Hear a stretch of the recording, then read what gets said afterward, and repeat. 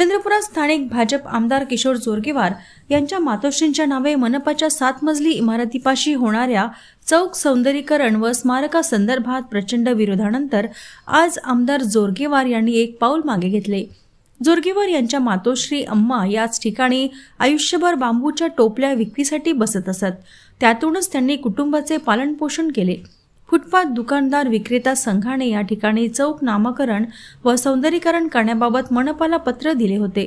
स्मारक बांधकाम सुरू झाले, मात्र काँग्रेसने याबाबत विविध आक्षेप घेत आंदोलन केले होते।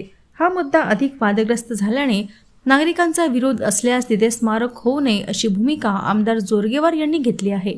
नाव देऊन अथवा न देऊन अम्मा यांचे जनसेवेचे काम कमी होणार नाही अशी भावना त्यांनी व्यक्त केली। एखाद्या कष्टकरी दलित महिलेच्या केलेल्या कामाला त्यांनी सुरू केलेल्या अम्मा का टिफिनचा भान ठेवत फुटपाथ असोसिएशननी मागणी केली। त्या मागणीची दखल घेत महानगरपालिकेने त्याला जर अम्मा चौक असं नामकरण करायचं ठरवलं आणि त्याला जर तथाकथित काही ज्यांना कोणतंच काम राहिलं नाही त्या काँग्रेसच्या पदाधिकाऱ्यांना वाटत असेल की त्या चौकाचं नामकरण होऊ नये, तर माझाही काही आग्रह त्या ठिकाणी असण्याचं काही कारण नाही आहे। एखाद्या चौकाला अम्माचं नाव दिलं म्हणून त्या मोठ्या होतील किंवा त्यांना नाव दिलं नाही तर त्या छोट्या होतील।